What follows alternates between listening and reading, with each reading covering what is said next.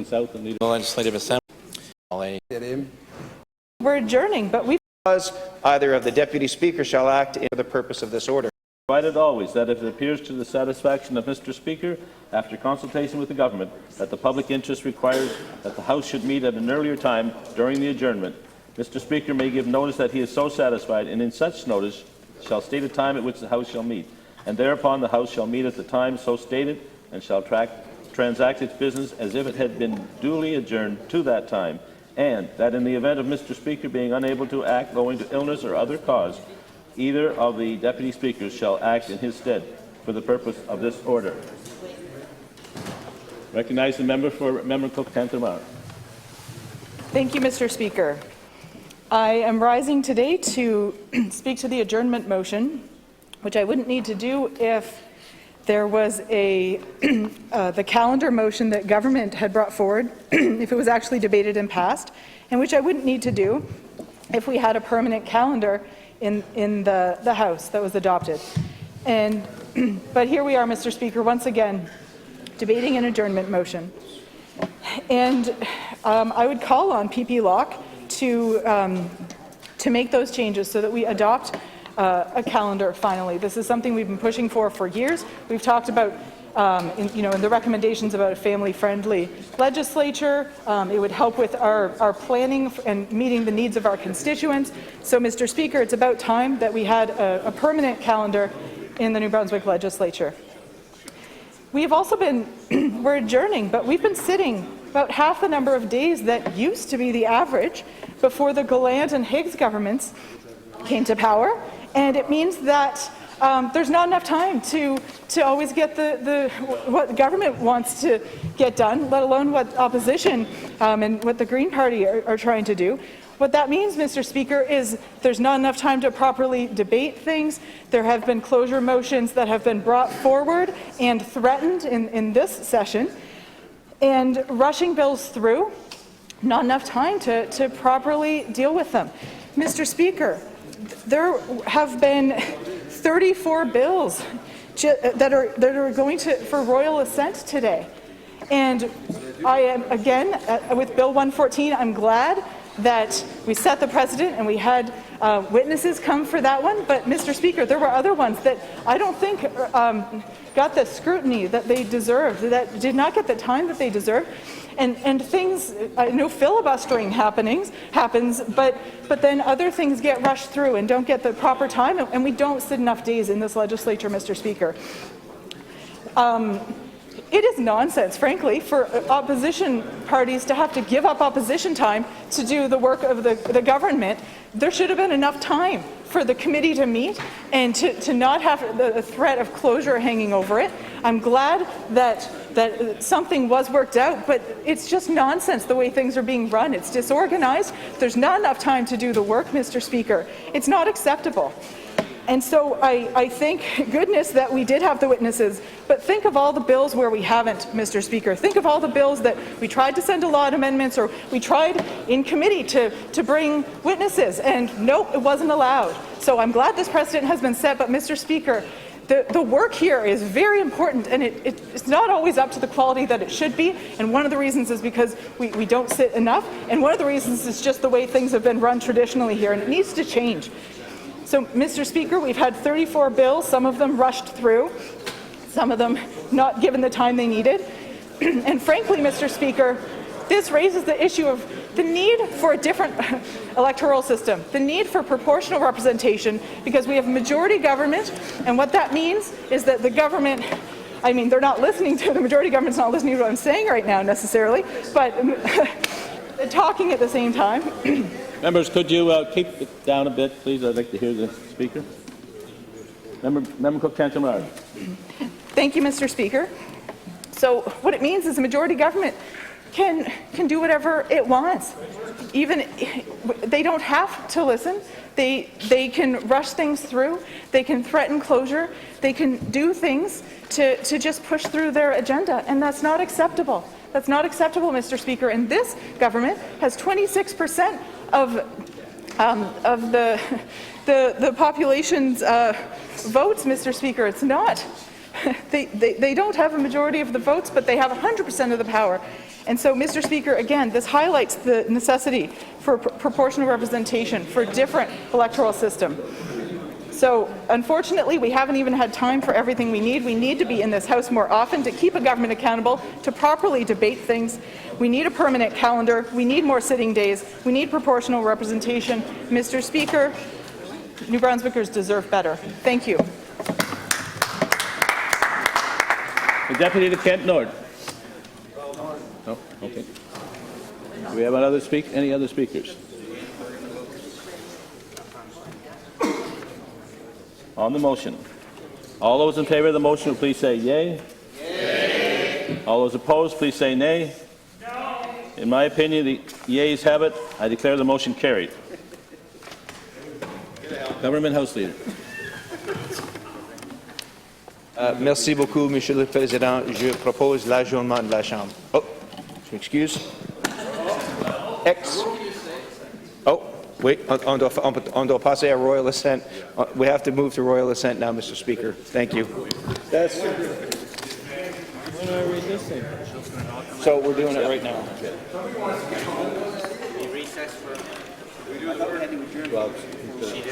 Yep. How long do you have? Not long. I just got to. Yeah.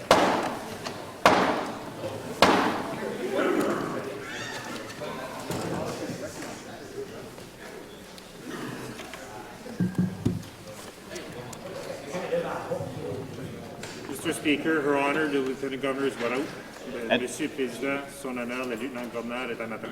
Admit Her Honour. Thank you, Mr. Speaker.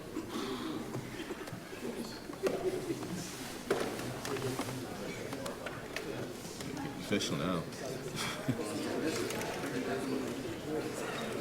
Nora.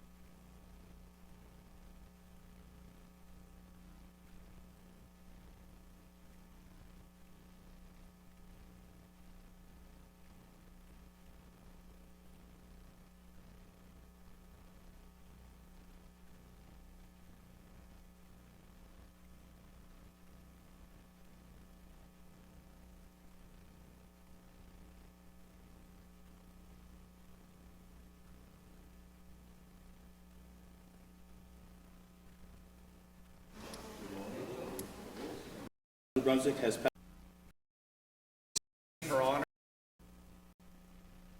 What happened when?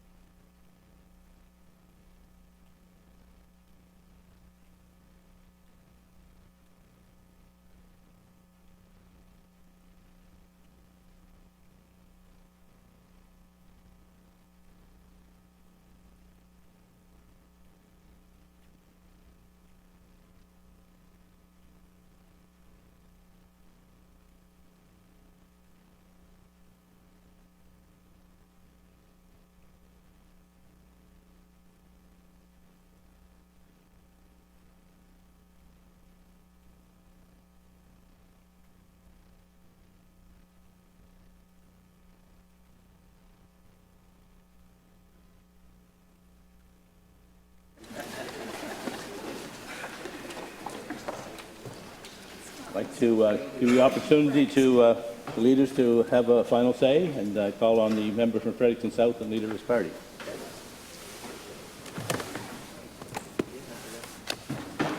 Thank you, Mr. Speaker. It's always good to be looking towards the summer. It feels, well, we've had COVID time for the last 2 years or so, which is time like no other. It's hard to keep track sometimes of what happened when. But here we are, wrapping up this sitting of the Legislative Assembly. Some good things were accomplished, other things left undone. We made a big step forward in terms of improving the functioning and effectiveness of the legislature with witnesses at Economic Policy Committee. And it makes me think of many more things we could do to improve our work in the legislature, Mr. Speaker. Things like ending or having many fewer in-camera sessions, opening up black to the public in public sessions like is common in most other legislative assemblies, to give one example. We've got an adjournment motion that will bring us back on October 6th, 4th. I was going to be away the 4th, that's why. On the 6th, on the 4th, I'm sorry, and that's good. It's sooner than has been the case in the past, because there are lots of issues to be dealt with. And Mr. Speaker, it's important, of course, for New Brunswickers to know that the work doesn't stop on the part of any of us, even though the legislature is not sitting this summer. There's lots to do. We're faced with multiple crises, Mr. Speaker, crisis of affordability, and that extends to affordability of housing.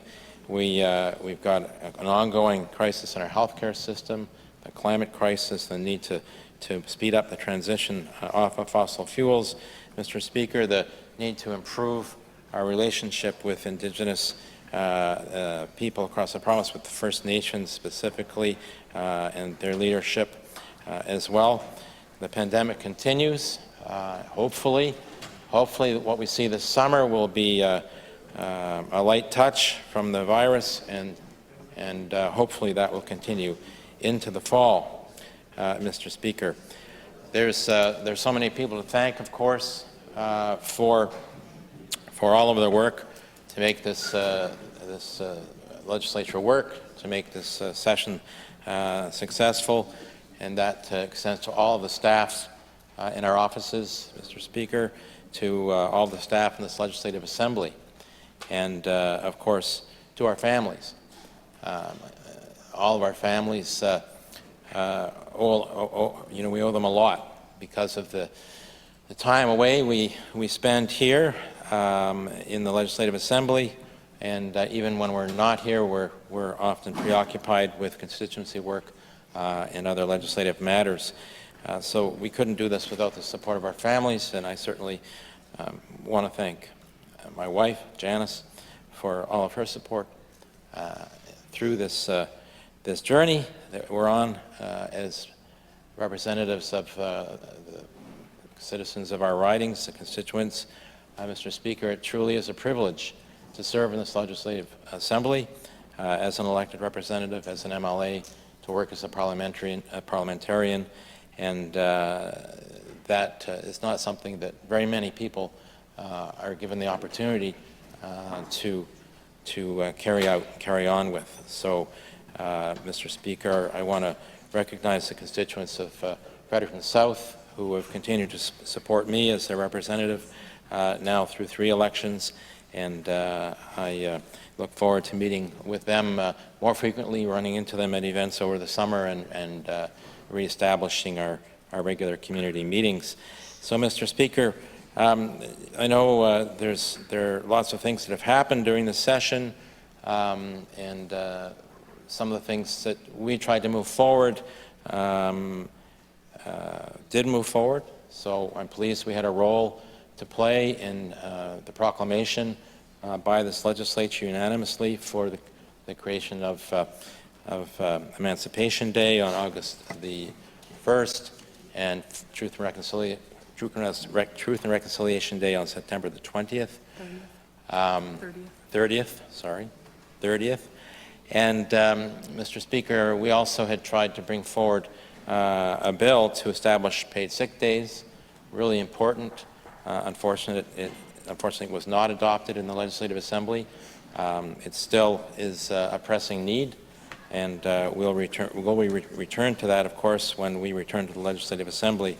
Mr. Speaker, we were able to move some legislation away from third reading that was problematic, like Bill 75, an act to amend the Mining Act, and that was basically withdrawn, and I understand something new will be coming forward, and I hope it's much better, Mr. Speaker. Committees have done some good work. The Standing Committee on Climate Change and Environmental Stewardship has come forward with a couple of reports with good recommendations, Mr. Speaker, and it's a hope that those recommendations will be acted upon, will be worked on over the summer, and we'll see their implementation when we return here in October. Mr. Speaker, I want to wish you the very best for the summer, you and your family. It's a time to take advantage of everything New Brunswick has to offer, to reconnect with the people around the province, to reconnect with the outdoors, to be home, and I hope everyone in the House, all members, take advantage of this opportunity to do those things. I want to wish you, each and every one, the very best for a good summer, and we'll see you back here in the fall. Thank you very much. Merci beaucoup.